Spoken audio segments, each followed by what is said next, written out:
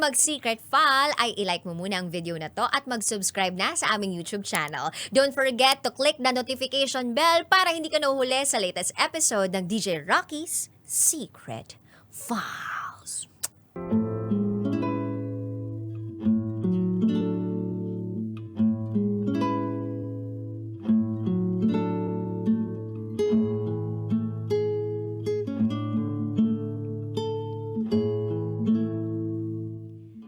And now, it's time for DJ Rocky's Secret Files with Jello.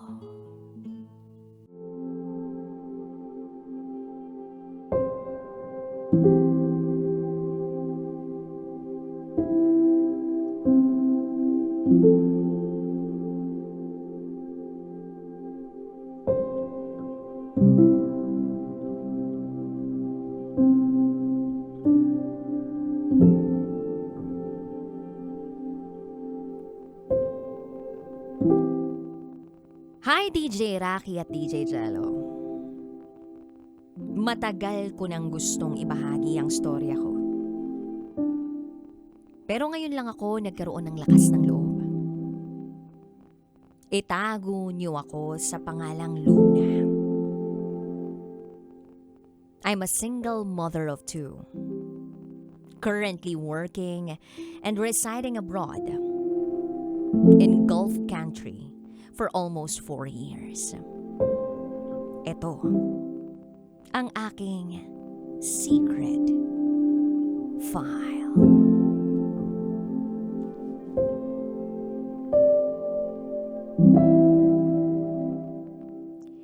Year 2009.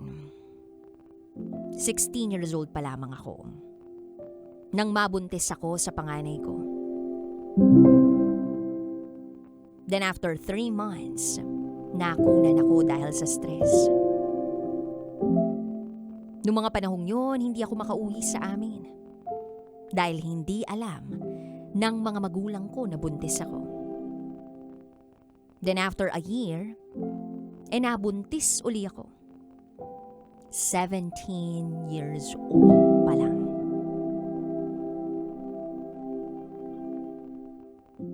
Nung una, kinakaya naman. Dahil yung father ng babing dinadala ko, okay naman ang kitaan sa trabaho.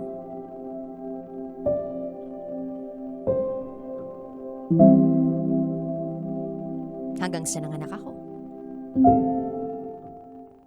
Then nasundan ng anak namin ang taong 2014. That time, humina na ang kitaan ng partner ko.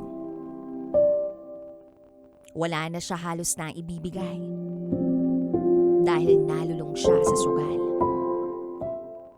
Kung minsan, hindi na nauwi ng bahay.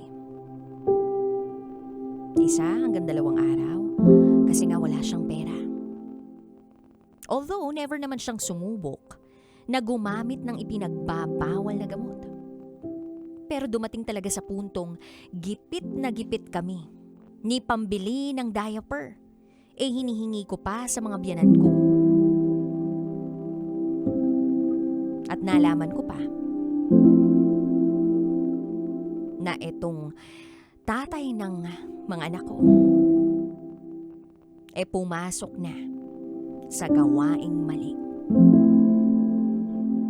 Pinasok ng partner ko ang racket na pang-hold up kasama ang mga barkada niya.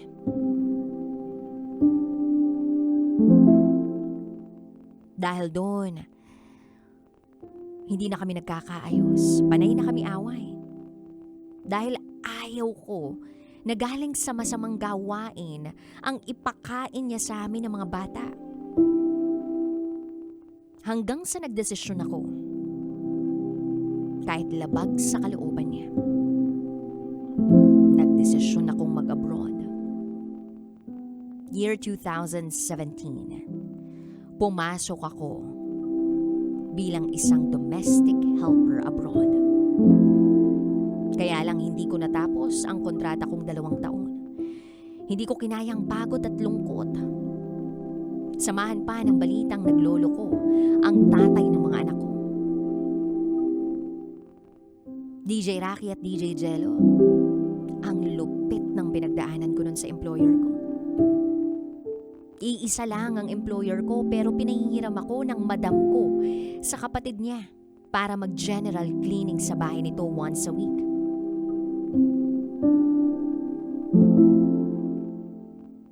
Alam naman natin kung gaano kalalaki ang mga bahay sa Middle East. Kaya nga after a year, hindi ko na kinaya. Nagkulong ako sa kwarto ko at nagdesisyon akong hindi na magtrabaho. 3 araw. 3 araw wala akong kain, walang pag-inom, walang laman ang tiyan ko. Nung panahong yun, nanghingi na ako ng tulong sa embassy at agency ko sa Pilipinas.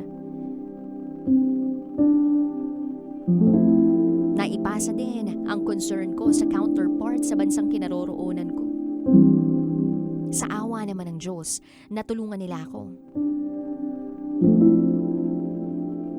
Sa loob ng 3 araw na hindi ako nagtrabaho sa bahay ng amo ko, naririnig ko ang mga boses nila. Pinalalabas ako hanggang sa isang araw tinawag ako ni Sir. At ang sabi, ihahatid daw nila ako sa agency. Pagkalabas ko noon, sa kwarto ko, galit na galit si Madam sa akin. Tapos pinagubot-hubad pa ako sa harap ni Madam dahil baka may ninakaw raw ako. Iyak ako ng iyak noon bago ako pinaalis. Dinala ako sa police station. Pinapipirma ng isang kasulatan na nakasulat sa Arabic. Ayokong pumirma. Kasi hindi ko naman alam kung anong nakalagay doon. Kaya sabi ko, pipirma lang ako ron kung merong translation. Hindi pa uso noon yung pipicturan mo lang yung isang dokumento tapos may translation ng lalabas. Tumagal kami sa police station kasi ginawan pa nila ng paraan para matranslate ang nakalagay ron. Galit na galit sa akin noon yung asawa ni Madam kasi inabot kami ng 3 oras sa loob ng police station. Nasasayang daw ang oras niya. Pero alam nyo, DJ Rocky at DJ Jello, kung ano ang nilalaman ng kasulatan. Kusa raw akong umayaw sa trabaho. Hindi dahil minamaltrato ako ng amo ko. At walang kasalanan ng amo ko sa pag-break ko ng kontrata. Yun ang nakalagay ron. Buti na lang hindi ako pumirma. Kaya naman dinala ako sa labor camp. Ang labor camp ay kulungan ng mga distress workers. Lumagi ako doon ng 1.5 month. Libre naman ang pagkain. May free wifi din. Maayos yung shelter, parang hotel style. Kaya lang, nasa kalagitnaan ng desyerto at hindi ka po pwedeng lumabas. Ang gusto ko lang talaga noon, makabalik ng Pilipinas nang sa gayon, mayakap ko na yung 2 kong anak. Hanggang sa dumating na nga, ang araw ng pag-alis ko sa labor camp. Flight ko na pauwi ng Pilipinas. Sa loob ng airport ay naganap agad ako ng ATM. 2 buwan akong hindi nakapagpadala sa Pilipinas. Kasi hindi na ako nakapag-withdraw ng sahod ko. Pero DJ Rocky at DJ Jello, laking gulat ko nang makita ko na walang laman ang bank account ko. Limas na limas. At isang tao lang ang pumasok sa isip ko na may gawa ng lahat ng ito. Si Madam. Si Madam na naging amo ko. Siya lang ang may access sa bank account ko. Kaya siguro madali nilang nakuha ang pera ko. That time, inisip ko na lang na wag nang magreklamo pa dahil ang gusto ko lang ay makauwi na sa aking pamilya. Wala na akong nagawa pa kundi umuwi na lang na walang kapera-pera.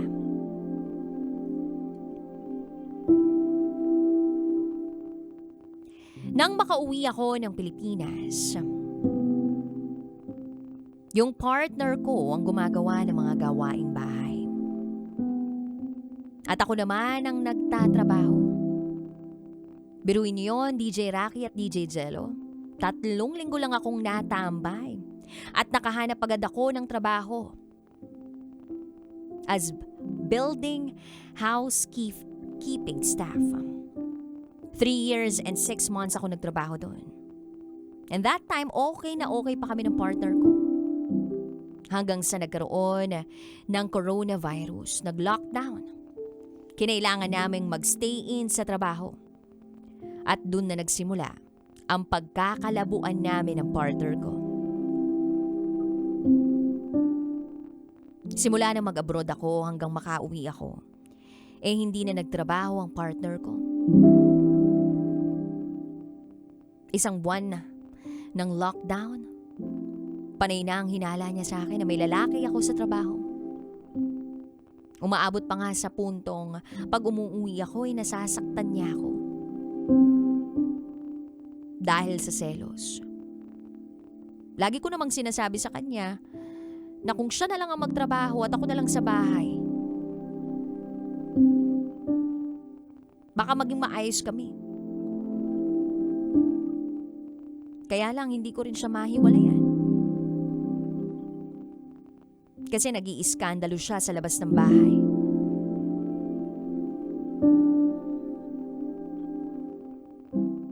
Then natapos na ang lockdown. Unti-unti nang bumabalik sa dati. Nangako ako sa sarili ko na mag-a-apply ako uli ng trabaho abroad once na mag-open na uli. Isang araw, tinawagan ako ng isang agency. Nakapasa ako sa interview. Sumunod na araw, meron pang agency ang tumawag sa akin. Maraming offer. Pero ang pinili ko ay yung may pinakamabilis na proseso. After 3 months, nakalipad na ako papuntang Middle East.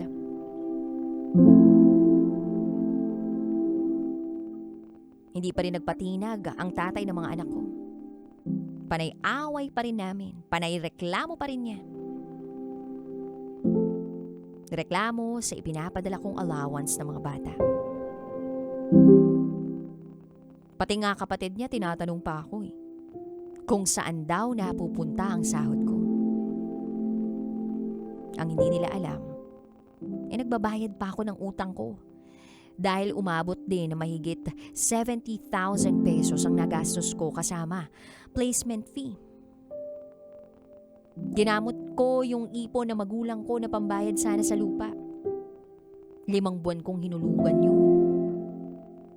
Kasi kailangan ko ring magtira ng pampadala ko sa mga anak ko. After 3 months na panay-away namin ng tatay ng mga anak ko, nakipag-iwalay na ako. Binlock ko siya kasama ng mga kaanak niya. Ang masaklap dito, ayaw nila ipakiusap sa akin ng anak ko.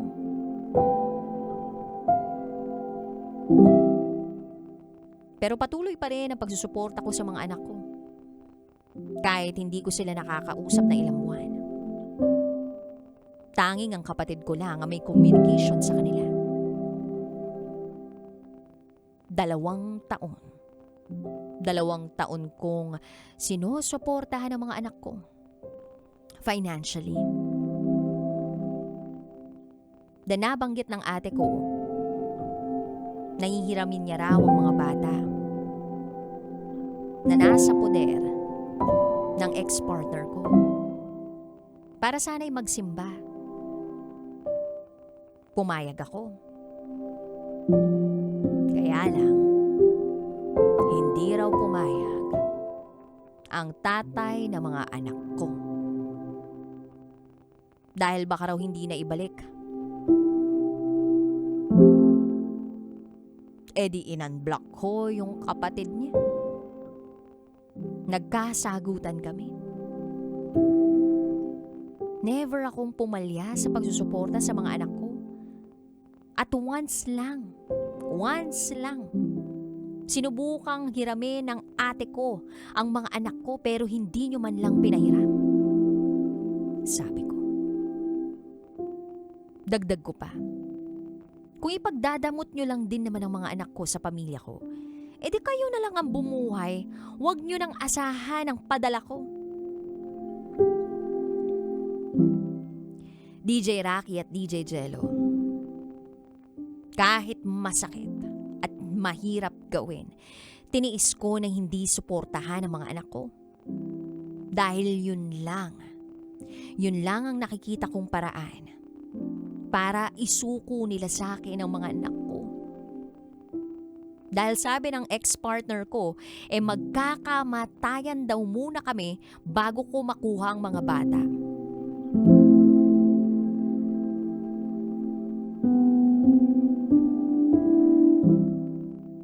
After 1 month, nag-message sa akin yung nanay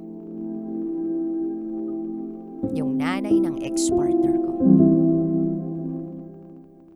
Nakikiusap na suportahan ko raw uli ang mga apo niya. Dahil hindi na raw niya kaya at sa kanya lahat inaasa ng anak niya. Nag-message na rin yung tiyahin nila sa akin. Nagmamakaawa. Ibalik ko raw yung suporta ko. Kasi naaawa na raw siya.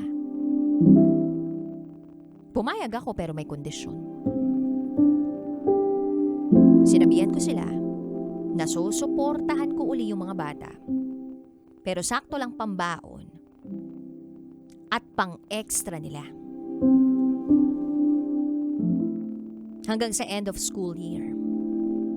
Hanggang dun lang. Then kukunin ko na sila. Kung hindi papayag, di bahala na kayo na bumuhay sa mga bata. Don't get me wrong, DJ Rocky at DJ Jello. Masakit talaga yun para sa akin. Pero yun lang talaga yung paraan para ibigay nila sa akin yung mga anak ko eh. Wala na rin silang nagawa, kundi pumayag sa kondisyon ko. Dahil, alam naman nila na ako lang ang may kakayanan na bumuhay sa mga bata. Wala talagang kayang gawin yung ex-partner ko. Year 2025. Natapos na ang school year. Muli kong nayakap ang mga anak ko.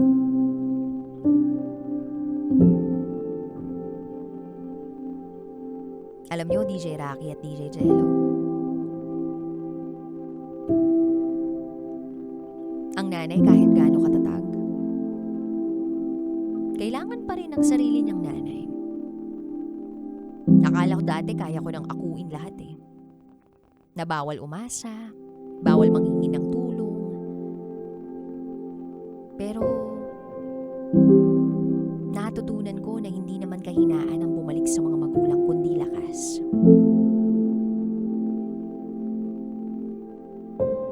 Ang mga magulang ko ang naging sandalan ko. Sila ang naging tahanan ng mga anak ko.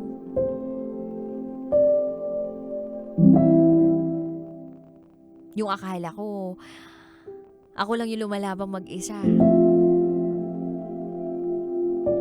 Pero yung mga magulang ko, tahimik, pero lumalaban. Para sa amin ng mga anak ko. Hindi man naging buo yung pamilya namin sa papel, pero sa puso, buong buo kami. Dahil sa mga magulang ko. Hindi ako humingi ng tulong sa ama ng mga anak ko. Pinili kong akuin ang responsibilidad. Mahirap. Oo, pero mas gumaan. Dahil hindi ako nag-iisa. Nandiyan ang nanay at tatay ko na hindi ako sinukuan kahit ilang beses ako nagkamali. Para sa kanila, hindi apo ang turing nila sa mga anak ko, kundi anak.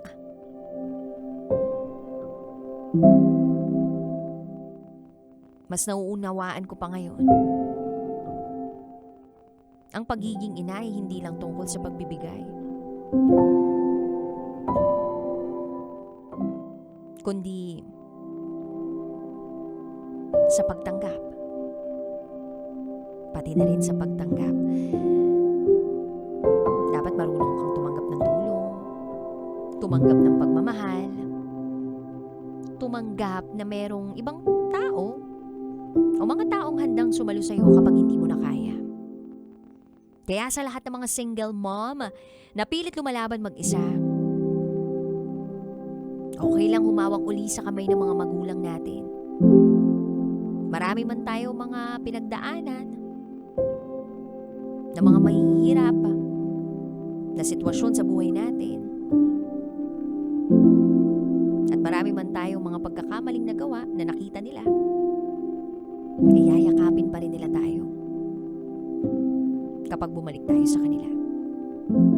Kaya ma, pa, salamat. Salamat sa pagmamahal na walang kondisyon. Salamat sa pagtanggap ng walang tanong. At sa pagpuno ng mga pagkukulang ko na hindi ko kayang ibigay mag-isa. Dahil sa inyo, natutunan kong mas maging mabuting ina. Hanggang dito na lang po muna, DJ Rocky at DJ Jello. Napahaba na po ang aking pagkukwento. Muli, ako si Luna. At ito, ang aking